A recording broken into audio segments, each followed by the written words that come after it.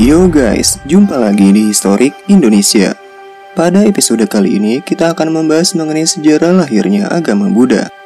Mungkin sebagian dari kalian bertanya-tanya Buddha itu apa atau siapa. Buddha menurut bahasa Sanskerta berarti mereka yang sadar atau mereka yang telah tercerahkan. Mereka yang menjadi Buddha berarti telah menyadari 4 kebenaran mulia, yaitu penderitaan, asal mula penderitaan, lenyapnya penderitaan, dan jalan melenyapkan penderitaan. 4 kebenaran ini menjadi pilar dalam ajaran agama Buddha, karena tujuan agama Buddha adalah membebaskan manusia dari lingkaran samsara atau penderitaan untuk mencapai nirwana. Lahirnya agama Buddha tak bisa dilepaskan dari kehidupan seorang Siddhartha Gautama. Siapa itu Siddhartha dan bagaimana latar belakangnya?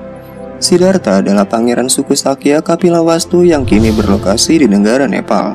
Siddhartha adalah anak dari Raja Sudodana dan Permaisuri Mahamaya. Pangeran Siddhartha menikah dengan putri Yasodhara pada usia 16 tahun dan dikaruniai anak bernama Rahula yang artinya adalah ikatan. Siddhartha lahir di Taman Lumbini Kapilawastu pada tahun 623 sebelum Masehi. Siddhartha diramalkan oleh para pertapa di bawah pimpinan Asita Kaladwala akan menjadi Cakrawartin atau raja dari segala raja di dunia. Hanya pertapa Kondana yang dengan tegas meramalkan bahwa pangeran kelak akan menjadi seorang Buddha. Para pertapa pun menjelaskan Siddhartha tidak akan menjadi seorang Buddha jika ia tidak melihat 4 macam peristiwa.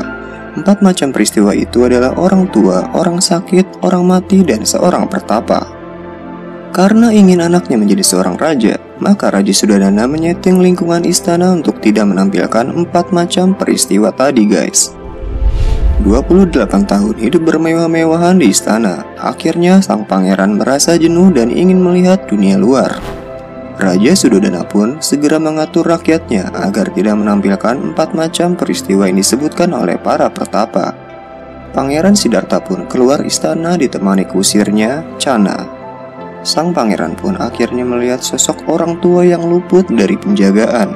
Pangeran pun bertanya kepada Channa, dan Channa pun menjawab, itu adalah orang tua, di mana kita semua kelak akan menjadi tua. Dan pada momen berbeda, ketika Pangeran Siddhartha keluar istana lagi, ia pun melihat orang sakit, kemudian melihat orang mati dan seorang pertapa. Sang pangeran pun mulai merenung. Isi kepalanya dipenuhi oleh 4 peristiwa tersebut dan berusaha mencari jawaban dari berbagai penderitaan yang dialami manusia. Raja Sudodana pun tak dapat meredam kegelisahan anaknya tersebut. Pada usia 29 tahun, akhirnya Pangeran Siddhartha memutuskan untuk meninggalkan kehidupan istana dan menjadi pertapa secara diam-diam. Perjalanan spiritual sang pangeran pun dimulai dengan melepaskan atribut kerajaan dan menggantinya dengan pakaian pertapa serta memotong rambutnya. Siddhartha pun berguru dengan guru-guru spiritual di India untuk menjadi seorang pertapa. 6 tahun lamanya, Siddhartha melakukan pertapaan keras bersama 5 petapa lainnya, hingga tubuhnya sangat kurus guys. Namun ia tak mendapatkan jawaban yang diinginkan. Ia pun berkelana ke selatan India. Pada akhirnya di bawah pohon Bodhi, hutan Gaya India, ia mencapai pencerahan mengenai tentang sebab akibat penderitaan dan cara-cara melepaskan penderitaan tersebut. Untuk membebaskan diri dari penderitaan, manusia harus membebaskan diri dari belenggu nafsu. Sang Buddha mengajarkan ajarannya kepada 5 orang pertapa di Taman Rusa, Isipatana, Benares, India. Selama 35 tahun, Buddha Gautama membabarkan Dhamma, dan tepat di usia 80 tahun, Buddha Gautama wafat dan mencapai nirwana atau Mahaparibana di hutan Sala, Kusinara, India.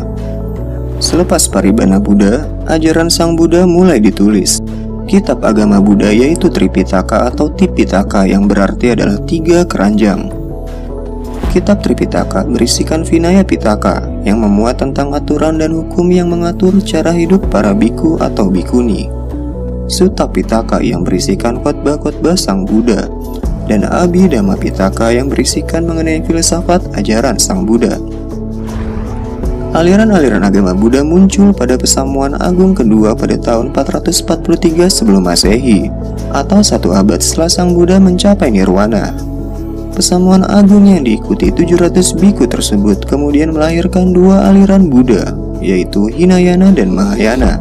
Meskipun istilah tersebut baru muncul pada abad 1 sebelum Masehi. Pada tahun 1950, World Fellowship of Buddhists atau Persahabatan Umat Buddha Dunia yang dibentuk di Kolombo memutuskan istilah Hinayana tidak dipergunakan lagi dan diubah menjadi Theravada. Demikianlah pembahasan singkat mengenai sejarah lahirnya agama Buddha. Semoga bermanfaat bagi kita semua. Jangan lupa tinggalkan like jika informasi ini bermanfaat. Akhir kata salam, jas merah, jangan sekali-kali meninggalkan sejarah.